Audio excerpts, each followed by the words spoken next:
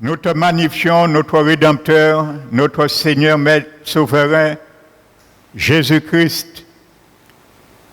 Merci Seigneur, comme nous l'avons chanté, car c'est toi-même qui dis dans ta parole que lorsque nous venons vers toi, nous devons élever les mains pures. Car si elles sont sales, tu nous demandes de les laver, de purifier nos cœurs. Autrement, tu détournes de nous tes regards et tu n'écoutes pas nos prières non plus, malgré elles sont multipliées par des paroles. Alors c'est pour cela, Seigneur, nous nous aspergeons de ton sang ce matin, afin de laver, de purifier nos cœurs, laver nos mains, afin que ta présence, Seigneur, soit totale et souveraine dans ce lieu.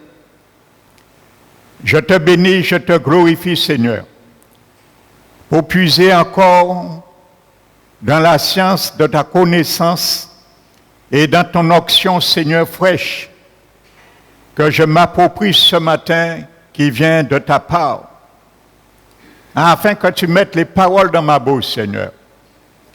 Je m'appuie ce matin sur ton Esprit Saint, qui est là, Seigneur, pour me diriger et me conduire et ouvrir notre entendement, Seigneur, afin que nous puissions comprendre et mettre en valeur l'esprit de sagesse et de révélation que tu as mis en nous. Merci, Père. Je me lève et je prends autorité dans ce lieu, au nom de Jésus-Christ de Nazareth, de chasser tout esprit impur qui est dans ce lieu et dans les corps qui pourraient s'opposer de ta parole, au nom de Jésus-Christ. Merci, Père. Nous t'élevons, te magnifions, reçois toute la gloire, Père, qui t'est due au nom de Jésus-Christ. Amen.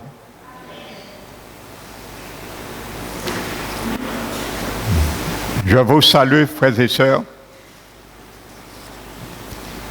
chaleureusement, dans le nom du Seigneur.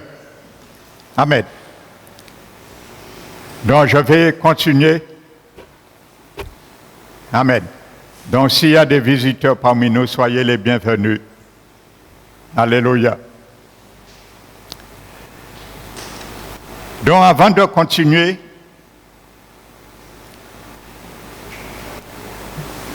je vais te donner une indication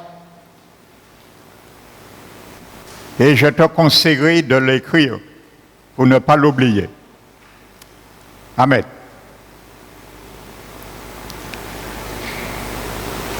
Les événements doivent s'enchevêtrer pour porter à exécution ce que tu as espéré et proclamé en bénédiction.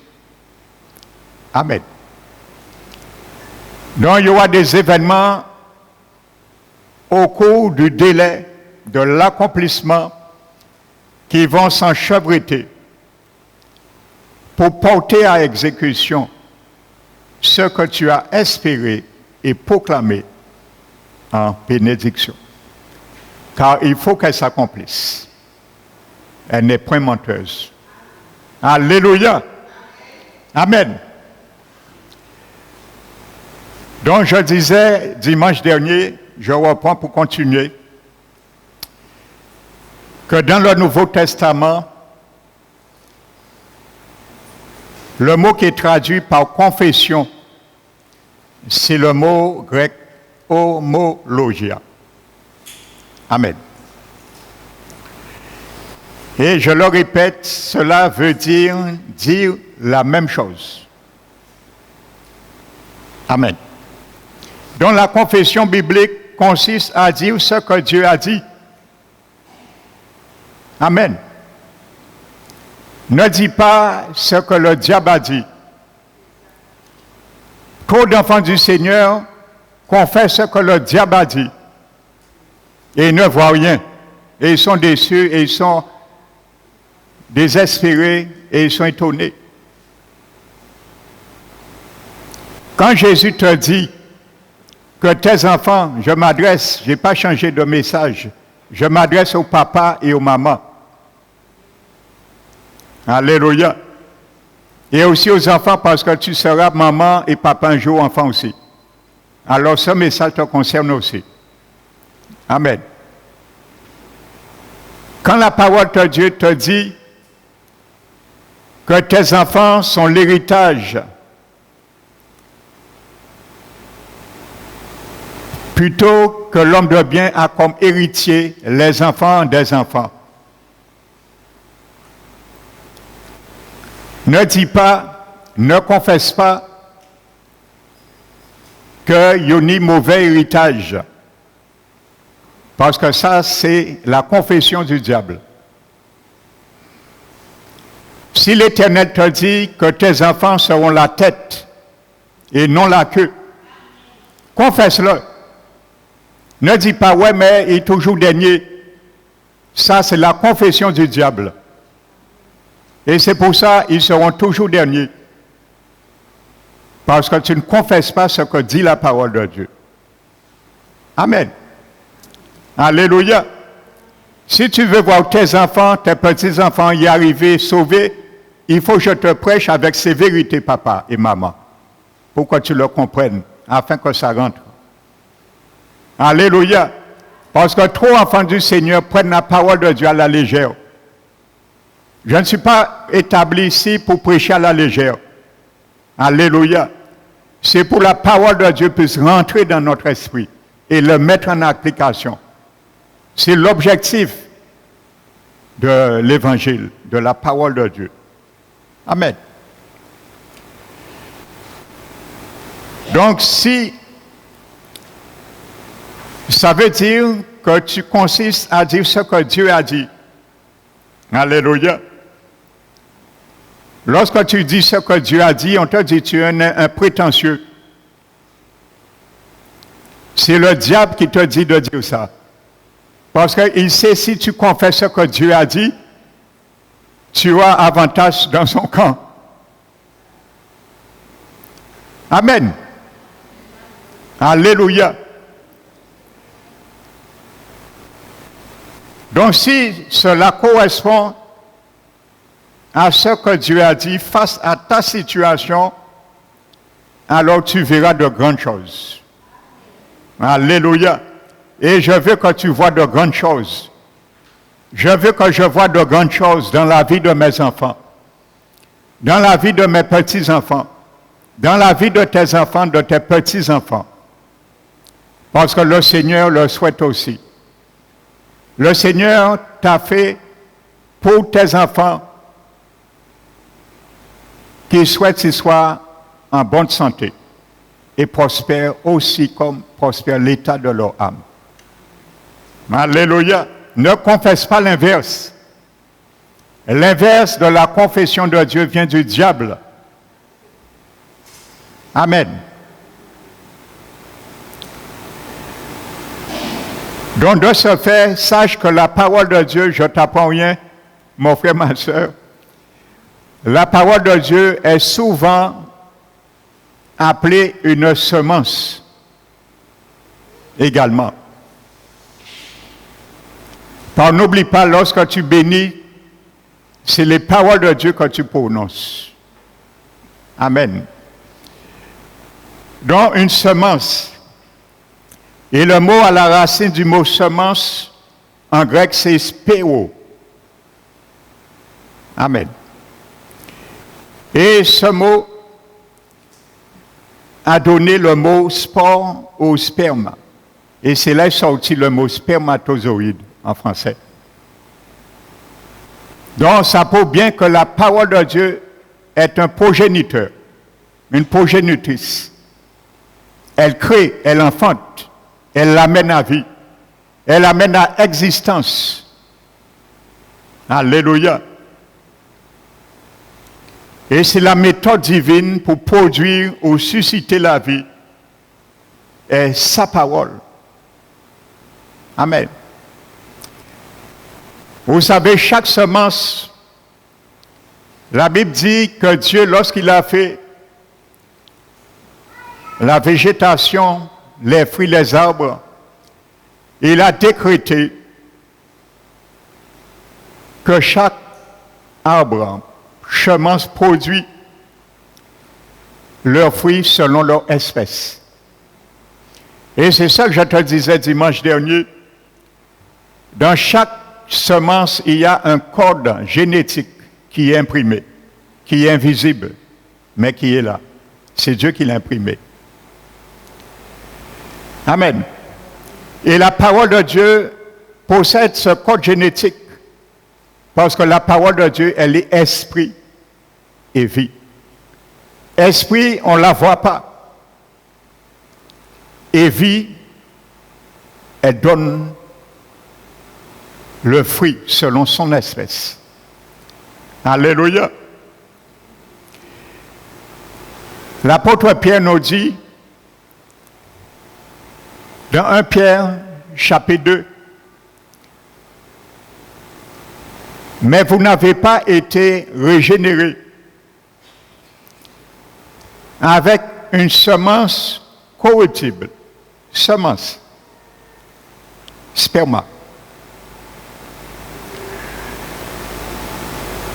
Mais avec une semence incorruptible.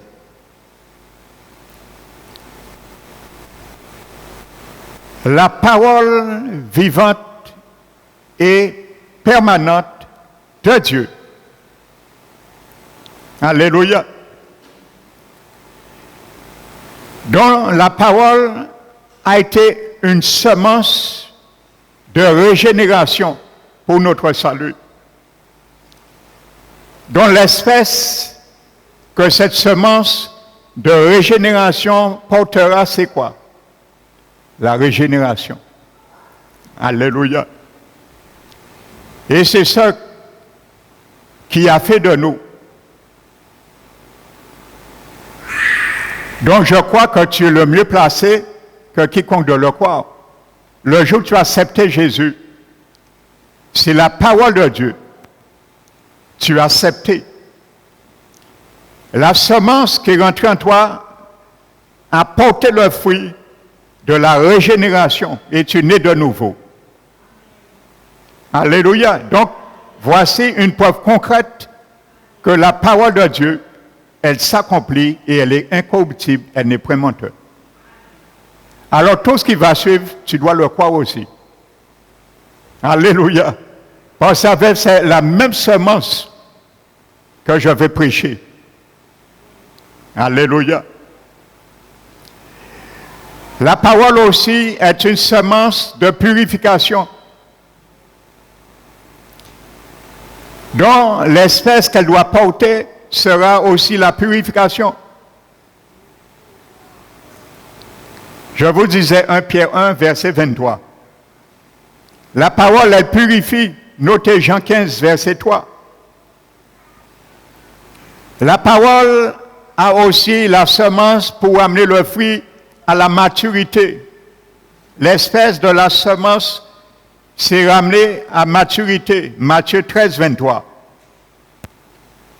Elle libère.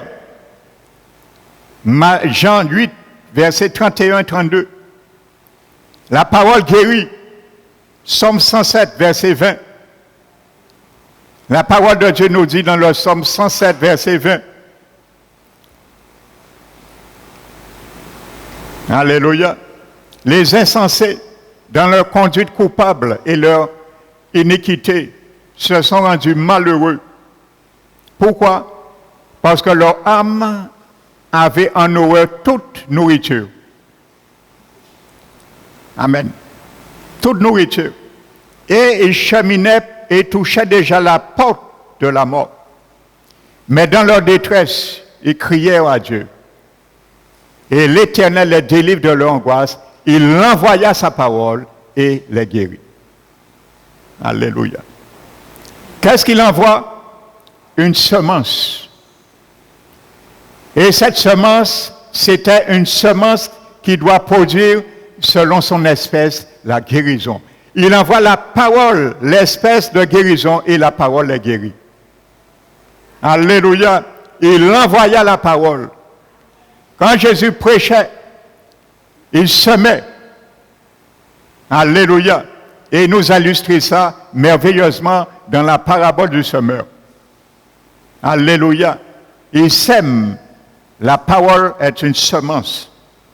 Alléluia. Donc quand Dieu prononce une parole, frères et sœurs, sa parole, il disperse des graines. Alléluia.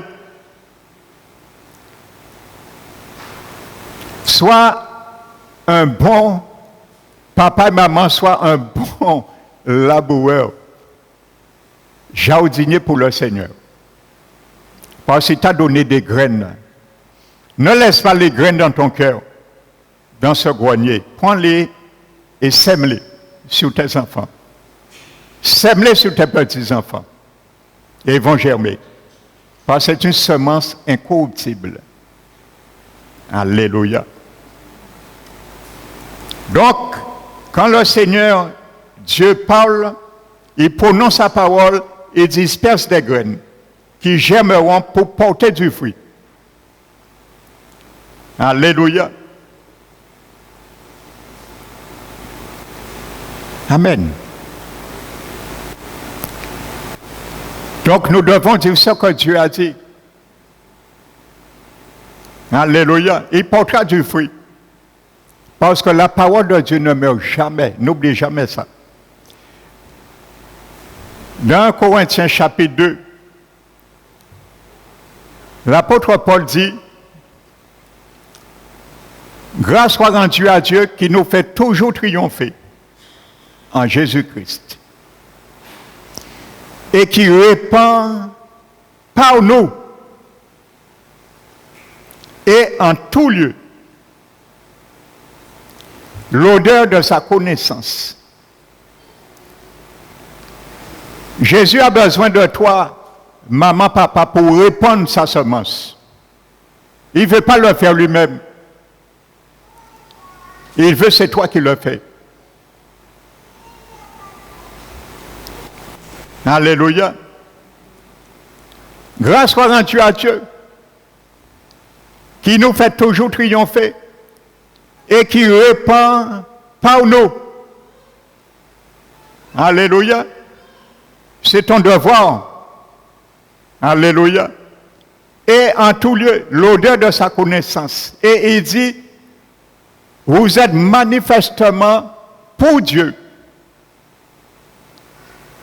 Amen. Une odeur de Christ. Une odeur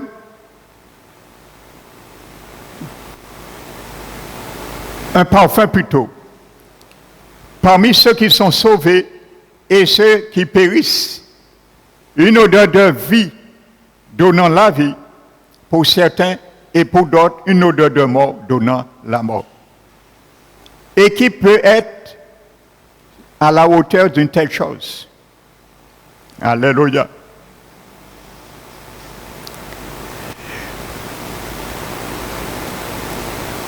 Donnant la vie, ça veut dire si tu acceptes la parole, tu auras la vie éternelle. Si tu la refuses, tu auras la mort éternelle. Donc elle revient toujours avec son effet. Elle ne meurt pas. Comprends ça aujourd'hui.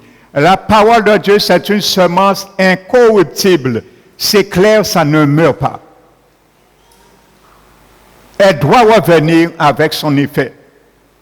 Qu'il soit positif, négatif, et reviendra avec son effet, parce qu'elle ne meurt pas. Je mets une semence à terre, physique, si elle n'est pas entretenue, elle mourra, parce que c'est une semence corruptible.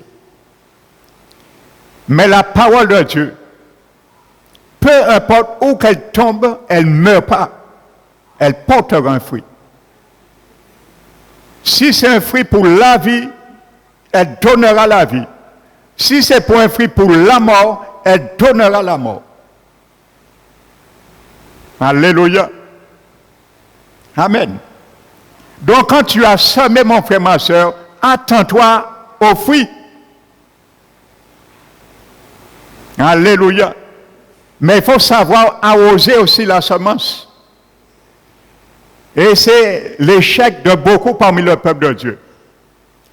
Ils sèment, ils envoient, mais ils oublient d'arroser.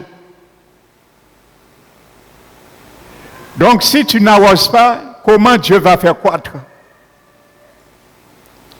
Tes paroles de bénédiction, ce sont des semences que tu vas planter. Amen. Il faut les arroser. Et Dieu s'en charge à faire croître. Alléluia. Paul l'a dit. Il a dit, Apollos a planté, moi j'ai arrosé, mais Dieu a fait croître. Alléluia. Ne t'inquiète pas, mon frère, ma soeur. Papa et maman proclament, ton devoir, c'est répandre la semence avec foi. Le Seigneur permettra qu'elle soit arrosée. La bénédiction qui avait été proclamée par la mère et le frère de Rebecca. Il y a eu du temps qui est passé, des années, mais Dieu a trouvé un arroseur pour ramener la main de Dieu à faire croître. Et cet arroseur a été Isaac. Isaac a arrosé sur la semence qui avait été proclamée par la mère et le frère de Rebecca. La mère et le frère de Rebecca a planté sur Rebecca. Mais Isaac a arrosé. Et en finalité, Dieu a fait croître. Alléluia. Donc nous allons voir cela, frères et sœurs. Ce schéma. Amen.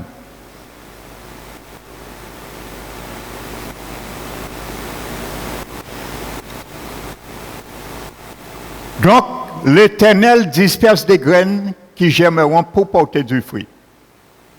Donc, la parole de Dieu n'est jamais inefficace. Amen. Il produira toujours son fruit. Donc, quand tu déclares la parole de Dieu face à tes situations, et selon que le Saint-Esprit nous conduit, tu propages des semences divines. C'est des semences divines que tu propages. Parce que la parole de Dieu, c'est une semence. Donc, quand tu prononces la parole de Dieu, tu propages des semences divines. Et les semences divines sont invisibles. Il fera ce qu'il y a à faire dans l'invisible aussi, même si tu ne le vois pas. Amen. Alléluia. Je veux t'inculquer cette mentalité en tant qu'enfant du Seigneur, combattant du Seigneur. Alléluia.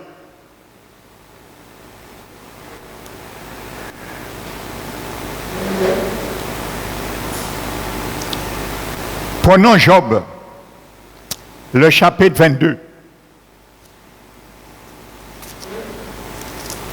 Job chapitre 22.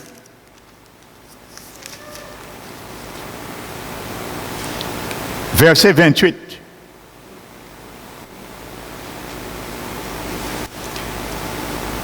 Ma version me dit, à tes résolutions répondra le succès, sur tes sentiers brillera la lumière.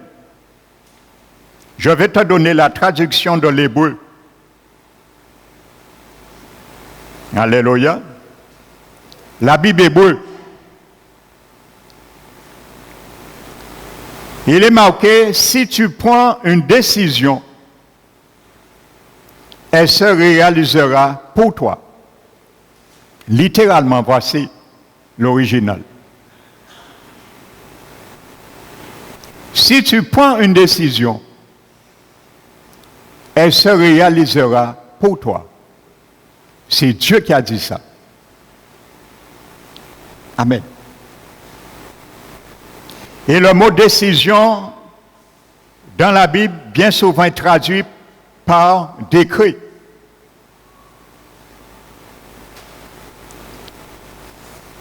Amen.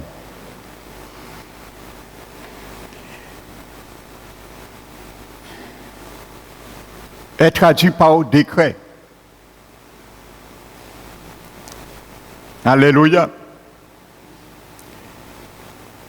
Et c'est pour ça que j'aime ce verset 1 Thessaloniciens chapitre 4. Paul dit, nous ne cessons de nous réjouir et de donner grâce à Dieu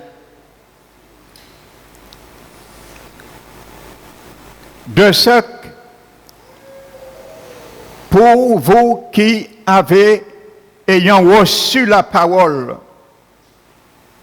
vous voyez, recevoir la parole de Dieu,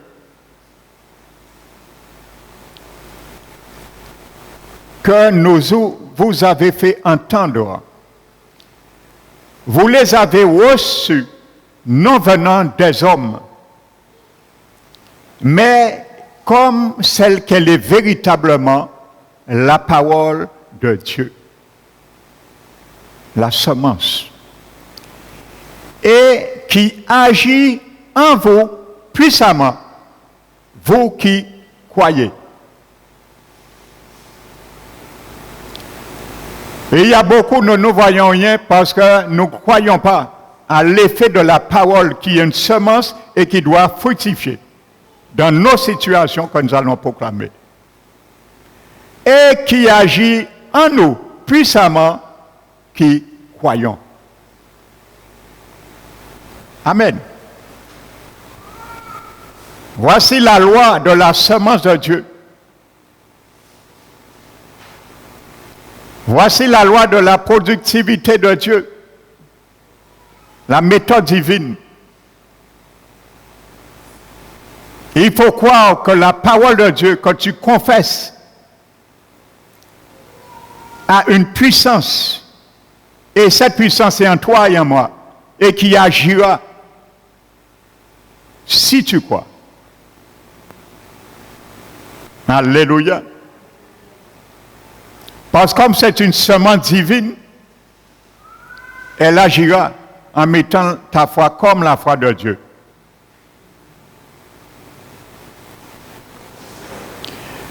Donc ce mot décision, décret, évoque quelque chose qui a été décrété après avoir été décidé. Amen. Ça évoque quelque chose qui a été décrété après avoir été décidé. Donc tu construis déjà dans ta tête, dans ton esprit, et tu le prononces, tu le décrètes comme un décret. N'oublie pas, nous avons vu le mot louo.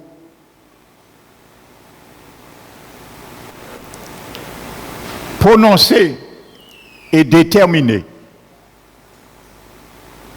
Amen. Quand tu le prononces, tu crois parce que tu l'as déjà décidé. Alléluia. Donc tu le décrètes. Et la traduction d'Arby dit, tu décideras une chose et elle te réussira.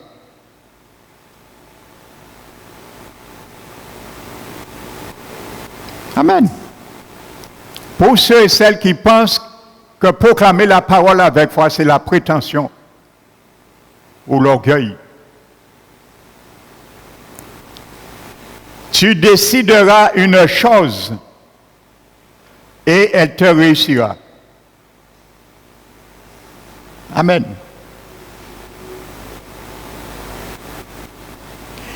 Et le mot chose est le mot hébreu omer.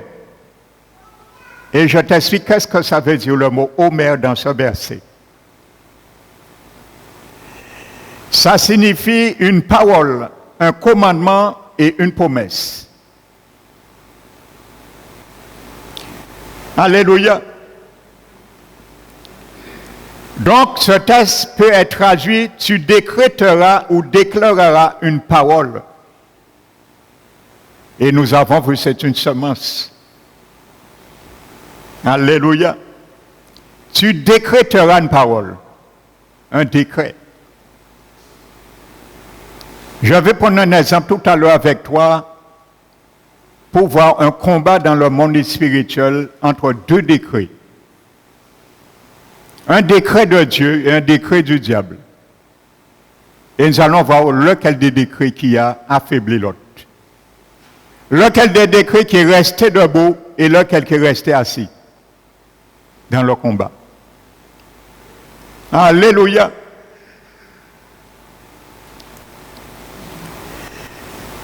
Donc nous avons vu le mot chose, parole, commandement, une promesse. Alléluia. Le verset dit ensuite, elle, qu'elle réussira. Et ce mot hébreu réussira, c'est le mot koum. Écoute ce que ça veut dire. Ça veut dire se lever pour tenir debout. Voyez bien comme une semence qui sort en terre, qui se lève et qui tient debout. Alléluia. La parole, tu vas proclamer en bénédiction qui sort dans ta bouche, dans ma bouche, c'est une semence, une graine, un homère. Alléluia. Et lorsqu'elle va tomber à l'adresse du destinataire, elle va se lever et se tenir debout pour croître. C'est ça qui se passe quand tu bénis tes enfants, quand tu bénis tes petits-enfants, quand tu bénis tes parents, quand tu bénis ton pasteur, quand tu bénis les frères et sœurs de l'Église. Par combien parmi le peuple de Dieu, il y a critiqué pasteur? Alors apprendre à voyer au maire là, en bon sens là. Alléluia. Amen. Donc la semence va se mettre debout et elle doit croître parce que c'est une semence divine. Et il y a des semences qui se mettent debout, mais après ils tombent, ils fanent. Alléluia. Mais la semence de Dieu, elle se met debout et elle se lève. Alléluia. Donc tu décréteras une parole et elle s'élèvera. Donc voyez bien, la loi de la semence à la moisson. Alléluia. Donc dans ce verset, si tu prends une décision, elle se réalisera. C'est ça que ça veut dire. Dieu nous a montré l'échographie. Alléluia. Ce verset, tu peux l'appeler l'échographie de la semence divine. Amen. Elle te demande comment elle croit et elle produit son fruit lorsque tu la confesses avec foi. Elle établira une œuvre. Alléluia. Certains disent, ah, mais comment on peut ordonner à Dieu de faire quelque chose? Ça, ce sont ceux et celles qui manquent de foi, qui ont ce langage. Mais je vais te répondre. Il y a une grande différence entre dicter Dieu sa conduite et être son porte-parole. Tu ne dis pas à Dieu ce qu'il doit faire, tu deviens son porte-parole. Je ne dicte pas à Dieu ce qu'il doit faire, je deviens son porte-parole. C'est deux choses différentes. Alléluia. Nous avons vu vendredi, il a dit à Jérémie, je touche ta bouche et je mets dans ta bouche mes paroles. Amen. Pourquoi? Pour Jérémie puisse les garder dans sa bouche? Non. Pour proclamer comme si c'était Dieu lui-même qui proclamait la parole à travers un homme, Jérémie. Alléluia. Et il a dit, ces paroles, je mets dans ta bouche, ce sont des instruments de guerre j'ajoute. Et tu iras où je t'envoie pour les proclamer la guerre. Alléluia. Quand tu pries, quand tu bénis, tu rentres en guerre. Et je vais te le démontrer tout à l'heure. Alléluia. Et il a dit, tu vas pour aller des nations et des royaumes pour abattre, arracher, ruiner, détruire avec des paroles. Amen. Il n'a pas donné Jérémie une fourche pour déraciner. La fourche, c'était sa langue. Il n'a pas donné Jérémie une masse pour détruire. La masse, c'était sa langue. Alléluia.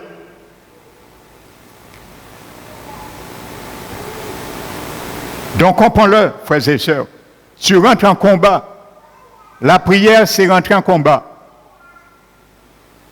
La bénédiction, c'est rentrer en combat.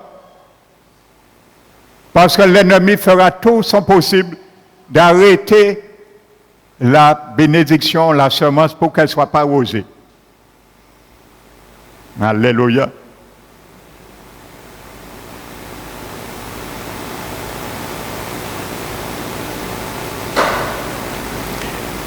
Le livre d'Ecclésiaste, le chapitre 12, nous dit les paroles des sages sont comme des clous plantés. Les paroles des sages sont des aiguillons plutôt. Amen. Donc, ça fait mal. Et il dit, les paroles qui sont rassemblées dans un recueil deviennent comme des clous plantés. Et il dit, c'est un seul berger qui donne toutes ces choses.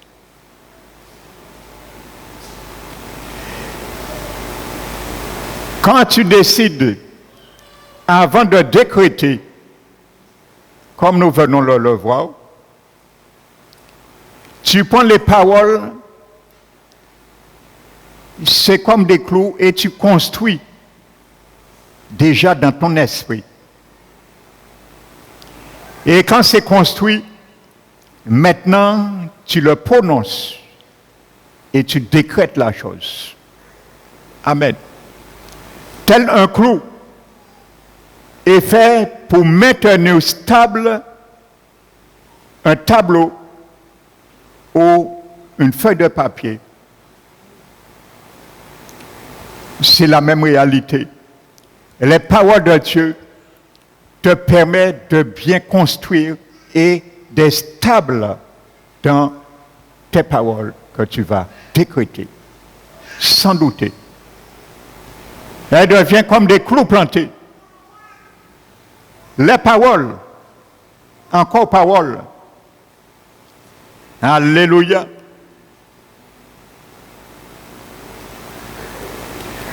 Donc, tant un clou planté, c'est à fixer quelque chose en mieux. Les paroles de Dieu peuvent permettre de fixer les promesses de Dieu dans ton esprit. Alléluia. Leur permettant ainsi de bâtir et de construire des choses dans notre esprit. Alléluia. Prenez Daniel 9 et Daniel 6.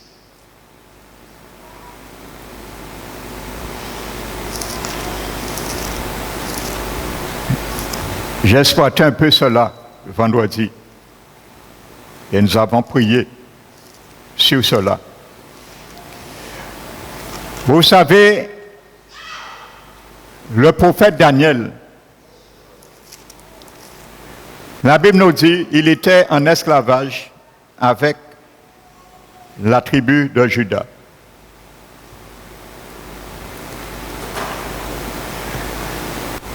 Le prophète Daniel, il a été sélectionné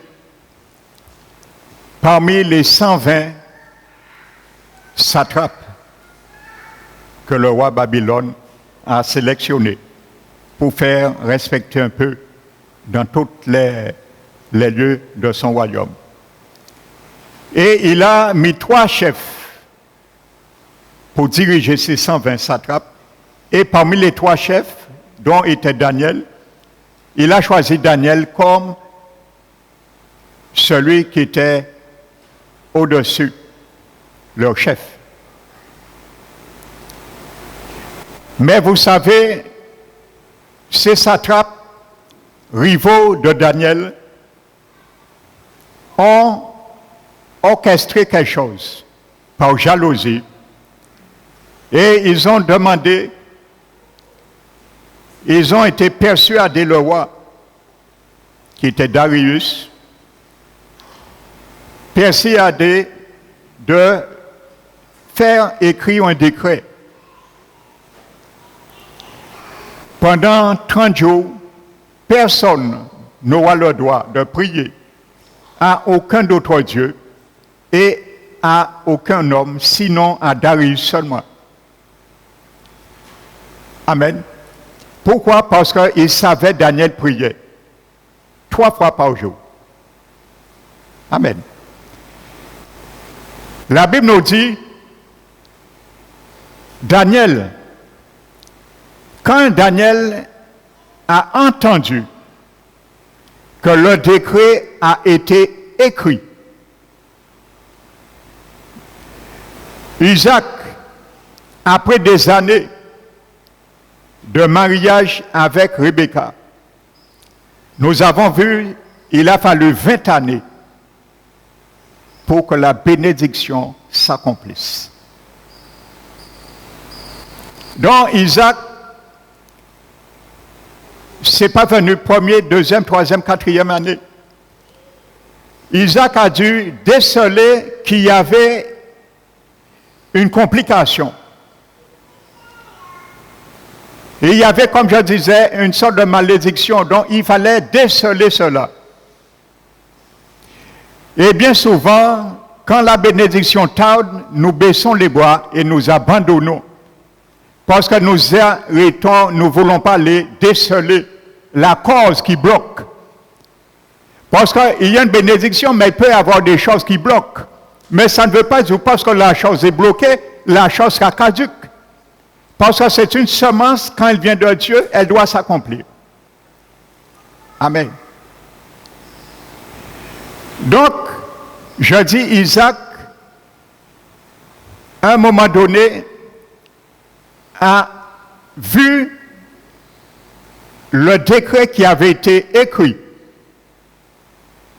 Et c'est à ce moment, il passe maintenant à la phase d'intercession.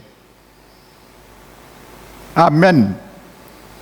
Quand tu bénis, l'intercession est le corollaire de la bénédiction. Alléluia. Donc, quand il a appris que le décret a été écrit, alléluia, il faut chercher où qu'un décret a été écrit sur tes enfants, tes petits-enfants, pour abattre ces passions. Et la Bible dit, qu'est-ce que Daniel fait? Il ne se dégonfle pas. La Bible nous dit, Daniel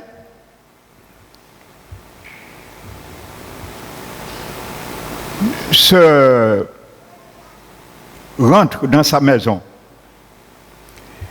Il rentre dans sa maison et la Bible dit où étaient les fenêtres de la chambre supérieure. Amen. Donc il y avait plusieurs fenêtres de la chambre supérieure. Amen. Le mot chambre supérieure, c'est ce qu'on appelle une chambre haute pour les Juifs. Et vous savez, une chambre haute, c'était une pièce qu'on faisait à part et qui était bien souvent de l'extérieur de la maison, en haut. Et c'était consacrés pour se réfugier dans la prière avec le Seigneur. Amen. Rappelez-vous, je crois que c'est dans 2 Rois chapitre 4, si je ne me trompe pas. Le prophète Élisée, à un moment donné, avec son serviteur Géasi, il visitait souvent une dame. Et la dame, la Bible dit qu'elle était une femme distinguée du quartier, mais à force de l'hospitalité que se faisait ce prophète Élisée vers elle, la Bible dit, elle dit un jour à son mari, nous allons faire une chambre haute pour cet homme parce que nous savons que c'est un serviteur qui vient de Dieu. Et la Bible dit qu'ils montent des murs et ils font une chambre haute pour le prophète Élisée. Et dans cette chambre haute, la Bible nous dit qu'elle met un lit, une table, un siège et un chandelier. Et spirituellement, frères et sœurs, ça nous montre quelque chose. La chambre, c'est la prière, le secret, la communion avec Dieu. Le lit, le repos. Et la Bible dit, c'est dans le repos et la paix que nous aurons la victoire. Quand tu rentres dans ta chambre, il faut avoir la paix de Dieu en toi. Il faut avoir l'assurance de ce que tu vas entreprendre dans la prière, l'intercession. Tu as besoin de t'asseoir, d'être dans le repos de ton âme. Alléluia, la table, c'est pour manger la parole de Dieu. Et le chandelier, recevoir les révélations du Seigneur. C'est ça une chambre haute. Amen. Eh bien, c'est ce que Daniel fait. La Bible dit que Daniel rentre dans sa maison et il vient dans la chambre haute et il se met à genoux. Et il cible une direction. La direction de Daniel, c'était, il priait en direction de Jérusalem. Amen. La cible, le combat de Daniel dans la prière visait Jérusalem. Donc, il y avait des flèches que Daniel préparait dans le carquois de son cœur pour les envoyer vers Jérusalem. Parce que je vous ai montré dimanche dernier que la prière, les flèches, ce sont des paroles que tu envoies. Alléluia. Donc, il se met et il prie 3 fois par jour. Alléluia. Donc, voici, frères et sœurs, ce que Dieu nous demande pour briser le décret de l'ennemi. Pour briser son décret, il faut qu'il y ait un décret supérieur. Alléluia. Melchisédek a dit c'est le supérieur qui bénit l'inférieur. C'est le supérieur aussi qui brise l'inférieur. C'est le décret supérieur qui brise le décret inférieur. C'est le décret divin qui brise le décret infernal. Amen. Donc Daniel est en train de prier. Amen. En direction de Jérusalem. Et vous savez, l'effet de la prière de Daniel,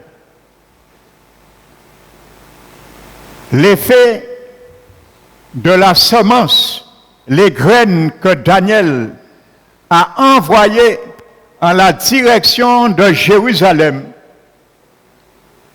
les flèches que Daniel a prises dans le carquois de son cœur et il a envoyées à la direction de Jérusalem, les effets, nous le voyons et nous le retrouvons dans 2 Chroniques, chapitre 36.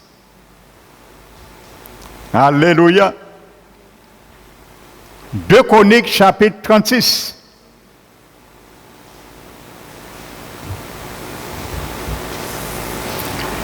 Et voici ce que dit 2 Chroniques 36.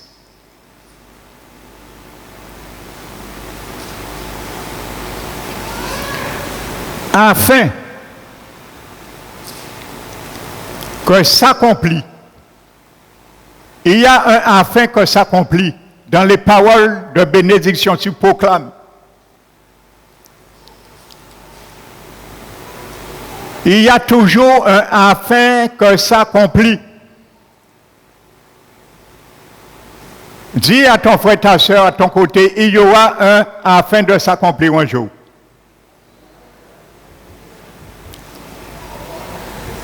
Il y aura un afin de s'accomplir un jour pour tes enfants, tes petits-enfants.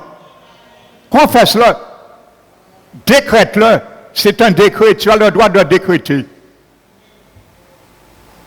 Et ce décret va se mettre debout. Alléluia. Ce décret se tiendra debout devant l'ancien décret. La parole de Dieu.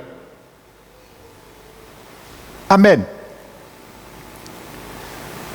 Afin que s'accomplit la parole de l'Éternel. Mon frère, ma soeur, quand tu décrètes la parole de Dieu, les promesses, qu'est-ce qui s'accomplit? Les paroles de l'Éternel. Ce n'est pas tes paroles qui s'accomplissent. Alléluia. Ce sont les paroles de l'Éternel. Si tu les crois, tu les mets dans le carquois de ton cœur, tu les fais sortir, c'est de l'abondance du cœur que la bouche parle. Tu les verras s'accomplir, certainement. Je les verrai s'accomplir, certainement. Amen. Prononcé par la bouche de Jérémie. Donc, voyez bien, ce n'est pas par la bouche de l'Éternel que s'accomplit les paroles, le décret, mais par la bouche de Jérémie. Alléluia. Alors même si on te dit tu es prétentieux, quand tu déclares des choses au nom de l'Éternel, laisse lui celle qui te dit tu es prétentieux. Ça c'est l'œuvre du diable, parce qu'il ne veut pas que tu sois un vaillant héros. Un vaillant guerrier pour l'Éternel. Amen. Afin que s'accomplissent les paroles de l'Éternel par la bouche de son serviteur, Jérémie. Alléluia. C'était déclaré, mais il fallait l'arroser. La semence était déjà semée. La semence était déjà plantée par Jérémie. Mais le moment est arrivé pour arroser la semence par Daniel. Alléluia. La semence sera arrosée. Amen. Et l'Éternel va faire croître. Alors, voici ce qui se passe. Maintenant, parce que l'ancien décret de Darius va être obsolète par le nouvel décret de l'Éternel. Et la Bible nous dit que pour cela, l'Éternel éveilla l'esprit de Cyrus, le roi de Perse. Alléluia. Mon frère, ma soeur, intercède pour tes enfants, tes petits-enfants. Il y a un jour, la flèche va éveiller quelque chose qui se dort. Il y a quelque chose qui va s'éveiller un jour. Alléluia, dans la situation de tes enfants. Il y a un jour, il y a quelque chose qui doit s'éveiller. Et le jour que la chose va s'éveiller, ils vont sortir de la situation. Si c'est le chômage, il y a un jour quelque chose va s'éveiller et ce sera clarifié et il sortira dans le chômage. Parce que c'est la semence de trouver travail, tu intercéder. Donc cette semence ne produira que son espèce et trouve un travail. Parce qu'il doit poser une espèce selon la semence. Si c'est pour qu'il trouve un mari, une épouse, c'est la semence qui a semé, elle produira selon son espèce. Il trouve un mari ou une femme. Alléluia. Mais continue à oser, afin que Dieu fasse croître ce que tu as proclamé et décidé avant de décréter. La Bible dit, l'Éternel éveilla l'esprit de Cyrus, qui fit. Amen. Il n'a pas le choix. Cyrus n'a pas le choix. Quand l'Éternel ordonne, rien ne peut désordonner. Alléluia. Eh bien, la Bible dit, Cyrus fit cette par vive voix et par écrit, cette publication dans tout son royaume. Mon frère, ma soeur, crois-tu que Dieu est capable, je te pose une question, crois-tu que Dieu est capable de faire Satan faire une réunion un jour à travers son collègue de tous ces démons, ces esprits impurs, pour statuer un jour sur tes enfants et tes petits-enfants et ordonner à tous les démons qui les tiennent captifs ou quoi que ce soit leur bénédiction, de les ordonner, maintenant laissez-les aller. Est-ce que tu crois cela? Tu le crois? Ah, il n'y a pas beaucoup de foi. Hein? Est-ce que tu crois cela? Il faut le croire. La Bible dit, quand Dieu approuve la voix d'un homme, il dispose même en sa faveur ses ennemis. Tu ne penses pas que Dieu peut utiliser Satan pour te bénir? Mais il peut le faire. Satan, c'est une créature.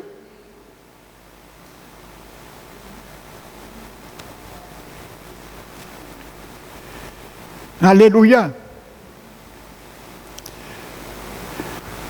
Donc, dans tout son royaume, frères et sœurs,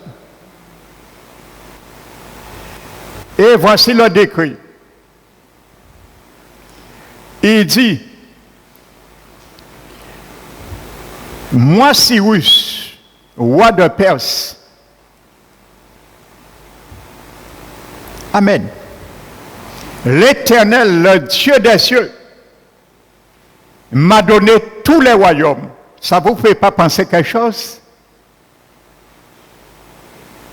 Le diable qui a dit Jésus, j'ai tout ce royaume. Jésus lui a pas dit tu mens. En seul bitin, Jésus dit, il n'y en avait pas royaume.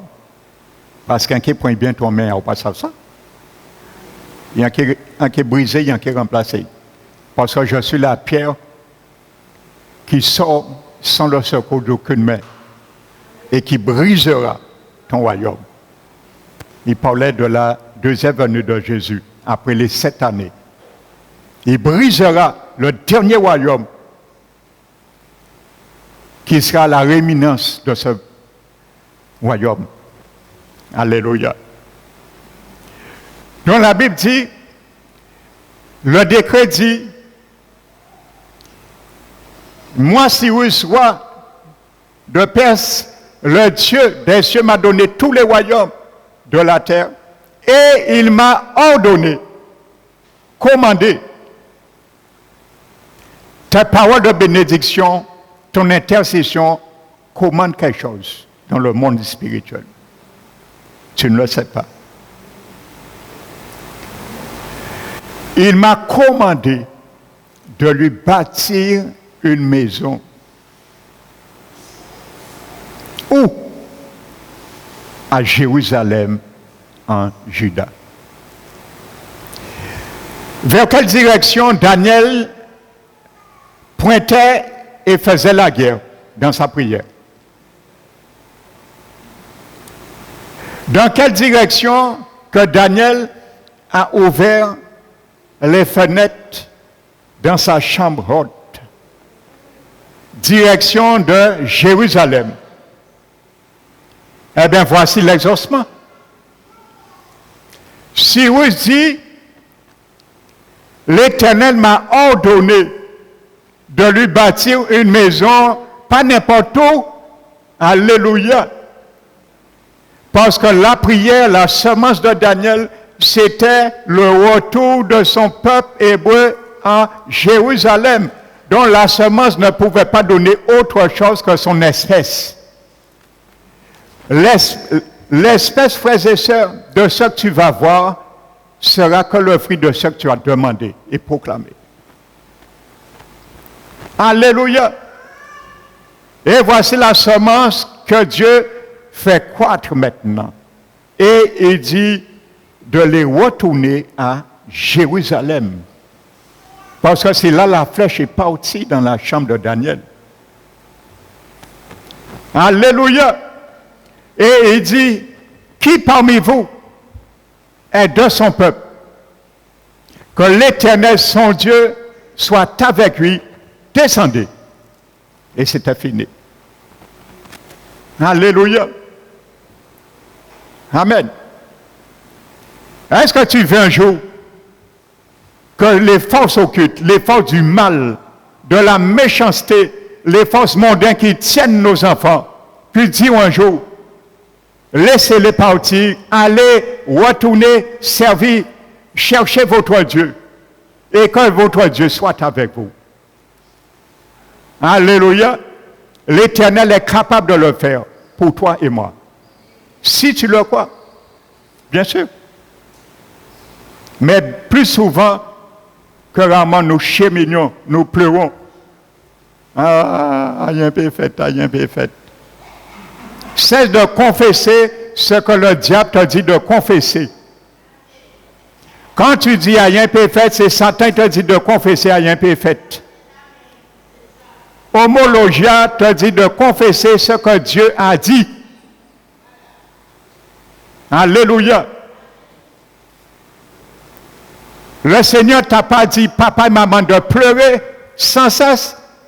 Il t'a dit de combattre. Alléluia. Le combat de Daniel, c'était en direction de Jérusalem. Amen. Donne ton combat en direction. Ne lance pas tes flèches, tes paroles n'importe où. Cherche une direction. Que ton projet pour tes enfants soit comme des clous plantés dans ton esprit avant de les projeter. Parce que les paroles de Dieu sont là. Cherche-les et plante-les comme des clous. Afin, quand tu décides, la flèche ne puisse point être perdue et ni gaspillée. Amen. Donc, il y a deux choses que nous comprenons là. Quand je disais, quand Timothée nous dit dans Timothée 2 de prier pour les autorités, c'est là que nous comprenons cela. Il dit de prier pour les élus, les rois, ceux qui sont établis en dignité. Dans quel objectif?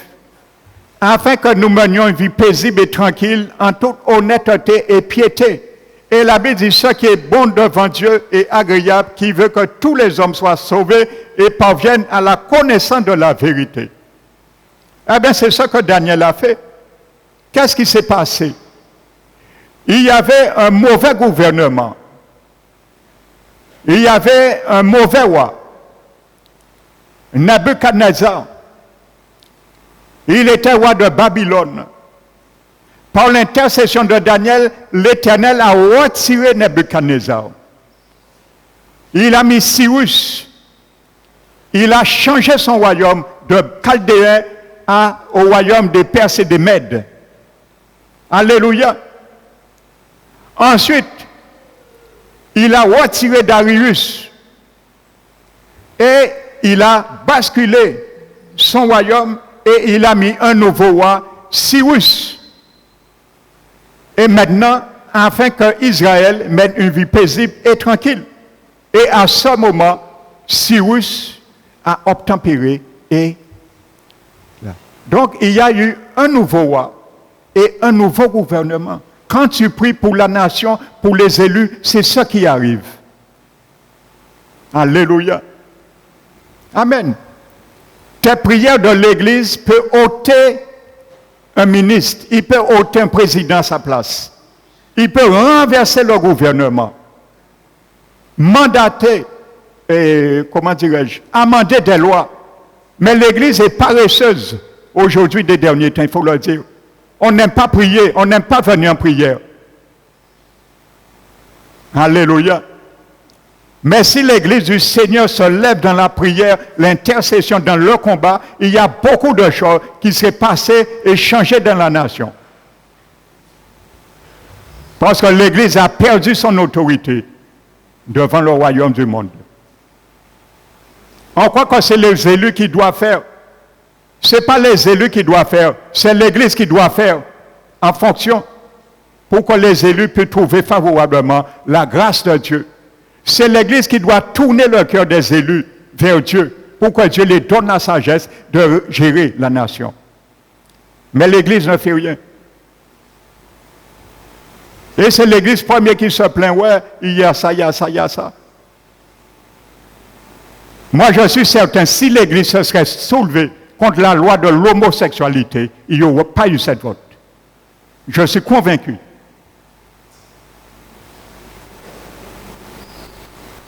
Amen. Que vous le croyez ou pas, je suis convaincu. Alléluia. Je ferme la parenthèse. Amen. Donc voici un cas, mon frère, ma soeur. Alléluia.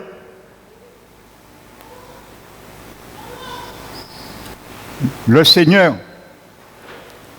vous voyez bien, Daniel a bien ciblé sa flèche en direction Jérusalem et Dieu a permis son exaucement aussi. Que Jérusalem retourne, le peuple hébreu retourne à Jérusalem. Alléluia. Aucun pouvoir n'a pu arrêter cela. Et j'irai même plus loin avec vous. 300 ans. Amen. Lisez dans Esdras, chapitre 1, et Ésaïe 44. Avant que Cyrus ne naisse, 300 années avant la naissance de Cyrus le roi, Dieu avait déjà nommé son nom avant sa naissance, 300 ans avant. Dieu avait nommé le nom de Cyrus, il serait le roi de Perse pour délivrer le peuple. Alléluia. Qu'est-ce que Dieu ne peut pas faire, mon frère, ma soeur? Alléluia. Il rentre dans son providence. Nous rentrons dans sa providence, dans sa prédestination. Il y a des choses que Dieu a prédestinées pour tes enfants, pour tes petits-enfants, pour mes enfants, mes petits-enfants. On ne sait pas, mais il y a des choses qui ont été écrites sur eux. Avant même leur naissance. Mais qui doivent se réaliser. Amen. 300 années. Cyrus n'existe pas, il n'est pas né. Il ne sait pas quand il sera né, il sera roi de Perse. Tout était programmé. Mais il fallait un déclencheur un jour pour amener à la réalisation. A été le prophète Daniel. Il y a des choses qui existent dans l'invisible. Pour tes enfants, tes petits-enfants, pour mes enfants, petits-enfants. Alléluia. Il faut un détonateur pour les ramener. Le détonateur, c'est toi et moi, papa et maman. Ne laisse pas les bénédictions pour nos enfants dans le néant, dans l'invisible. Il faut ramener à néant par ceux qui n'existent pas, ceux qui sont là, nous l'avons vu. Alléluia. Le décret qui existait, qui les tenait captifs, a été remplacé par un décret de la part de l'Éternel à cause de l'intercession de Daniel. Alléluia. Quand le diable a dit non pour tes enfants, leur avenir, tu dis oui, le décret oui est plus grand que ton décret non, au nom de Jésus-Christ. Alléluia. Quand le diable te dit tes enfants, petits-enfants ne vont pas y arriver, tu dis au nom de Jésus, ils vont y arriver. Ce décret est plus grand que ton décret, au nom de Jésus-Christ. Un décret doit annuler un décret. Une alliance supérieure doit briser une alliance inférieure. Alléluia. Amen. L'Éternel est grand. L'Éternel est grand, il est majestueux. Alléluia. Il règne. Le mot hébreu pour intercession. Alléluia. Le mot hébreu pour intercession, c'est le mot paga. Parce qu'il y a mettre paga quand un ennemi là. Alléluia.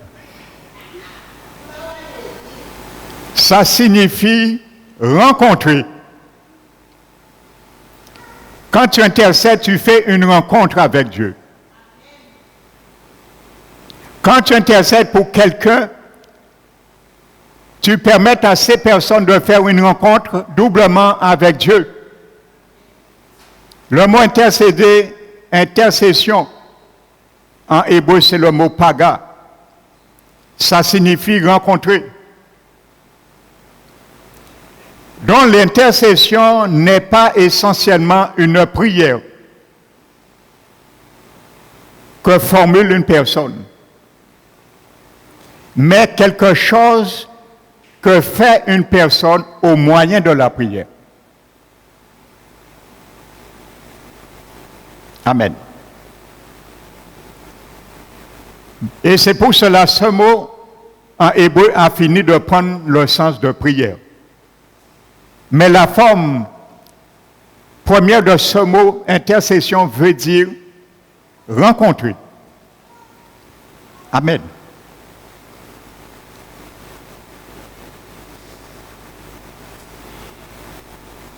Et nous comprenons que lorsque le Seigneur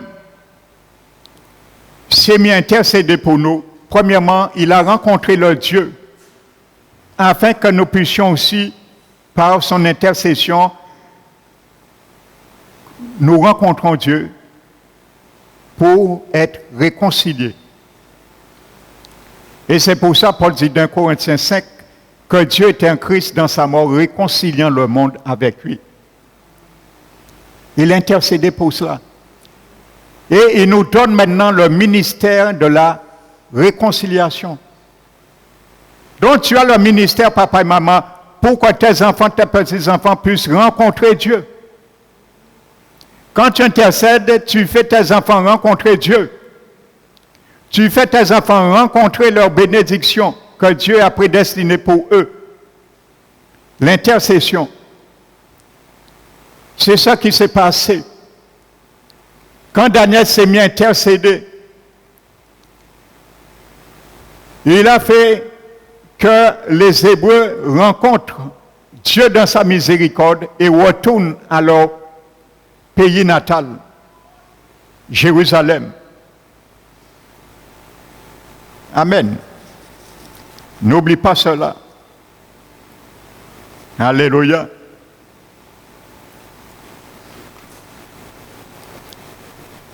Je vais conclure ce matin avec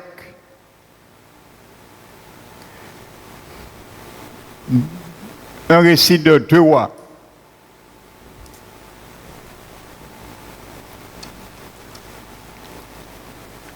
Mais avant ça, prenons Habakkuk.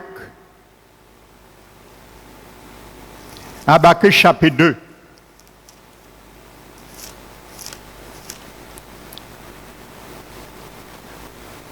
La Bible dit, Habakkuk dit,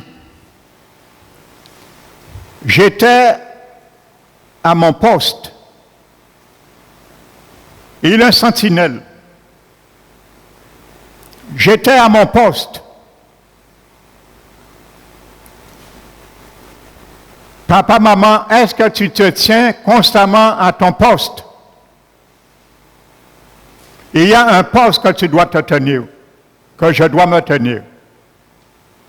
Habakkuk dit, j'étais à mon poste.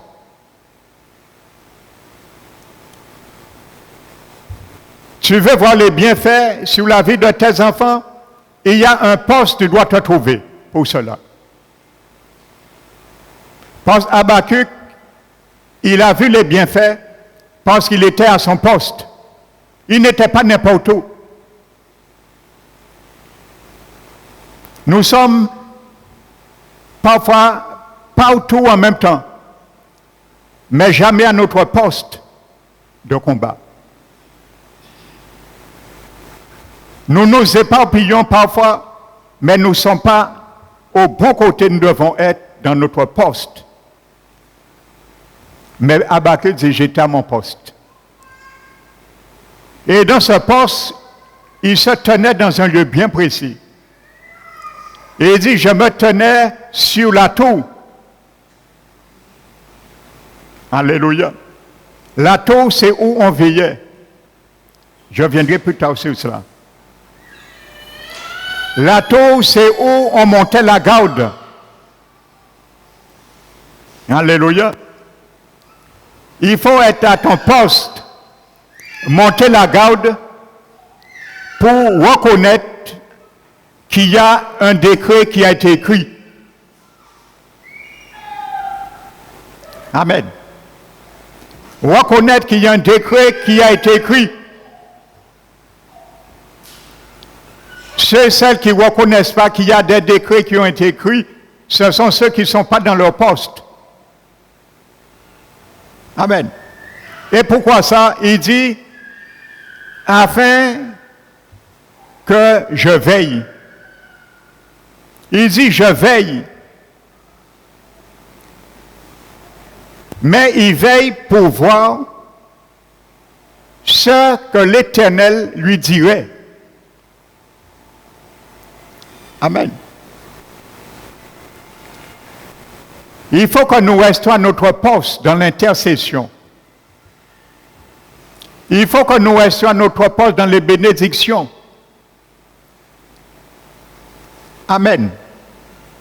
Et attendre ce que l'Éternel nous dira.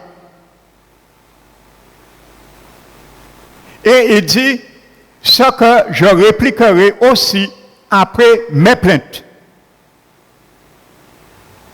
Parce que beaucoup de parents ont dit des choses négatives sur leurs enfants, leurs petits-enfants.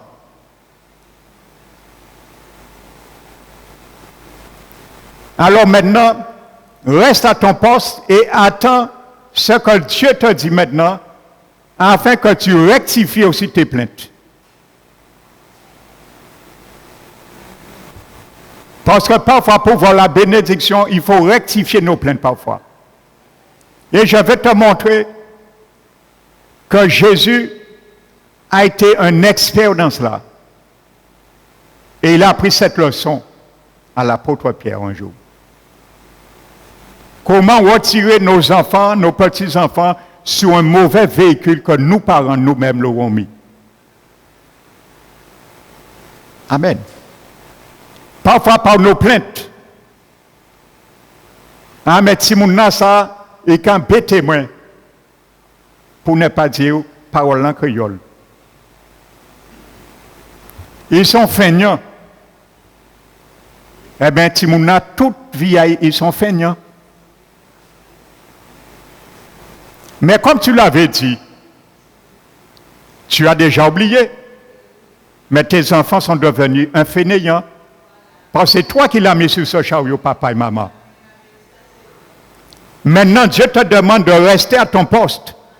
Quand tu vois la fainéantise, ne quitte pas tes enfants. En toute l'école, ils passaient, ils croient qu'ils sont feignants. Reste posté à ton poste maintenant. Cherche la face de Dieu dans ton poste. Reste posté sur la tour. Veille maintenant et cherche où il y a le décret qui a été écrit. Et Dieu te dira, le décret, c'est toi-même qui l'as écrit. À ce moment, tu prendras ta flèche, tu vas articuler l'arc et tu vas tirer maintenant pour détruire l'ancien décret par un nouveau décret. Je veillais pour voir ce que me dirait l'Éternel. Et l'abbé dit que l'Éternel, un jour vient et l'Éternel le déclara ces paroles. Et il dit, écrit la prophétie. Amen. Écris la prophétie.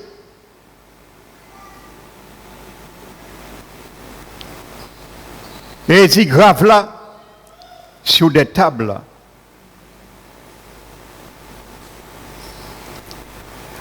Afin que tous ceux, pour qu'elles puissent être lues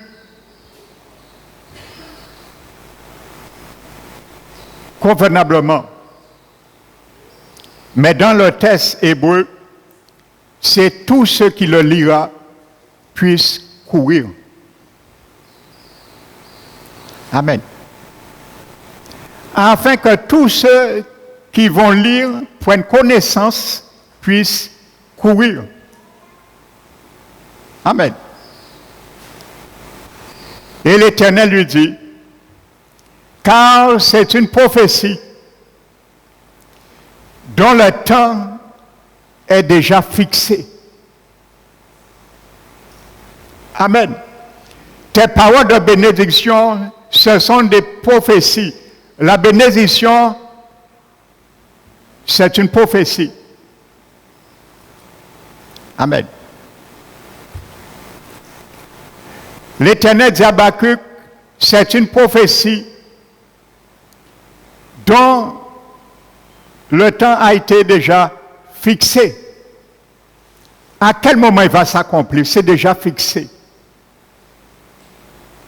Amen. Ça veut dire, pas mon péché empêcher ça.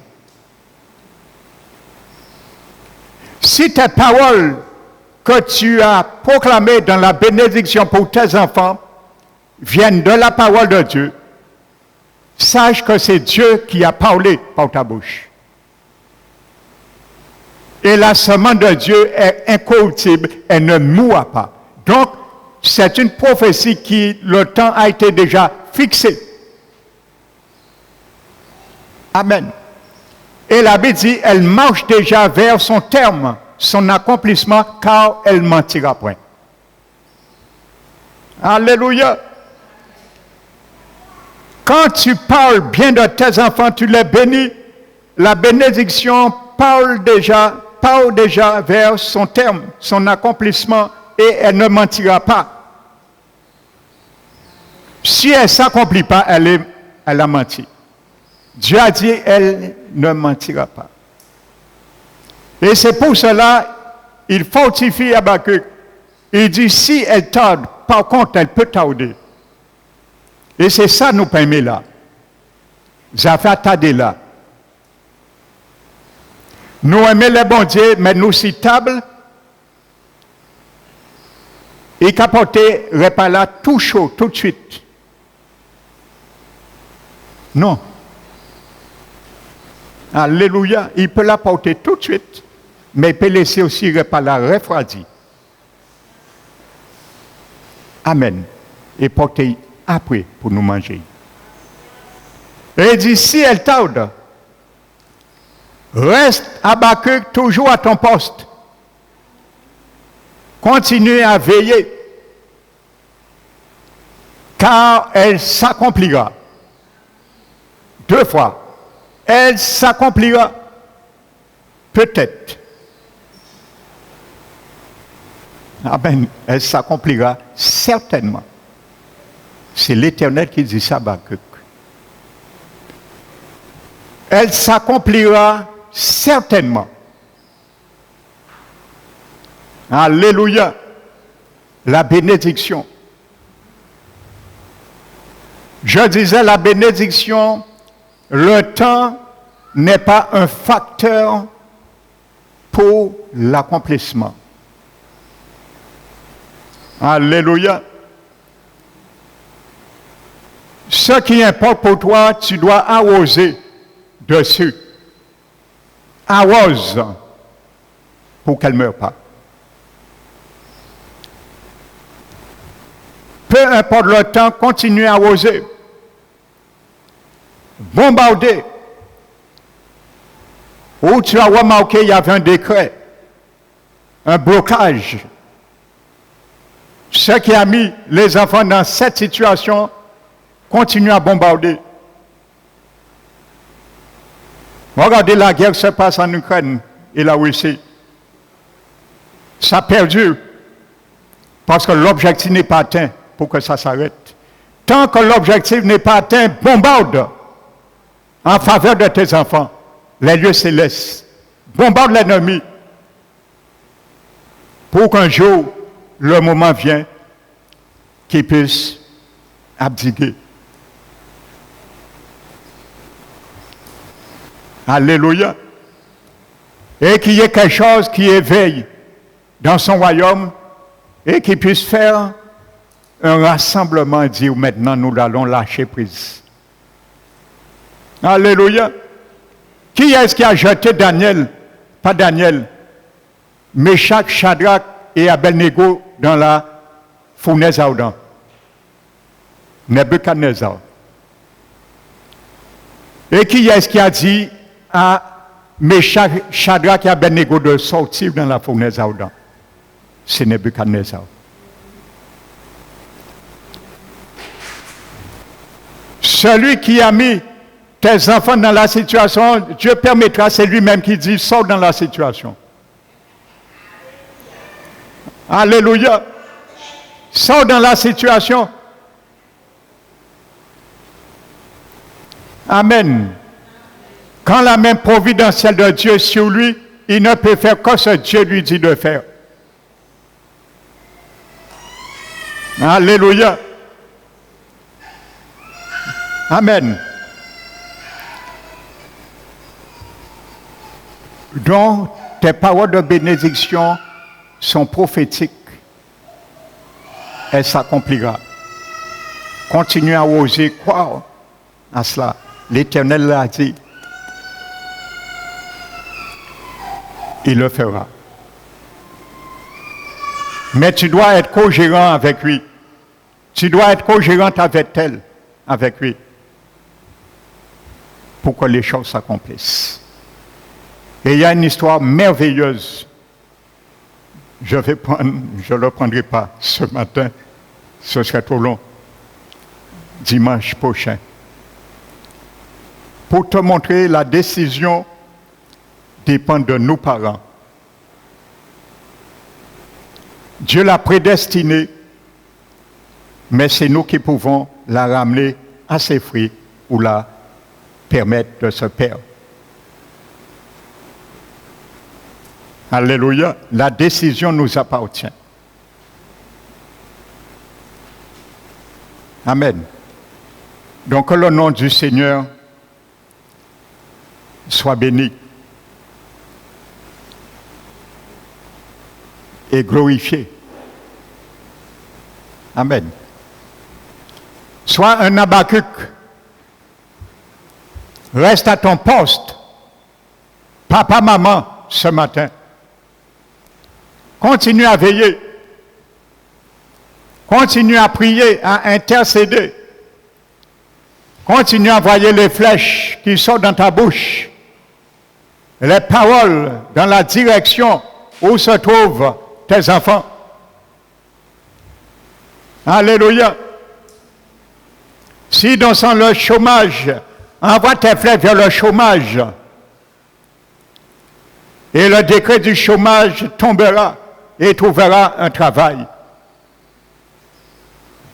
S'il est dans l'addiction, dirige tes flèches vers l'addiction. Alléluia.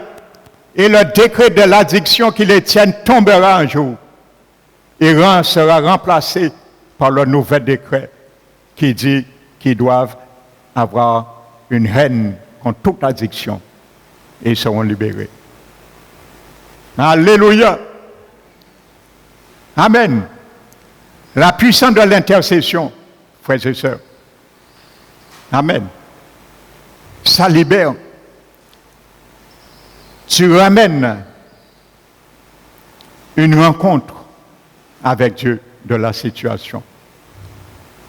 Tu ramènes ceux qui intercèdent avec une rencontre avec le Seigneur. Donc, qu'il soit ainsi pour toi, qu'il soit ainsi pour moi, papa, maman, les jeunes qui seront papa et maman un jour, qu'il soit pour soi aujourd'hui. Reçois-le au nom de Jésus-Christ. Amen. Nous allons bénir notre Dieu.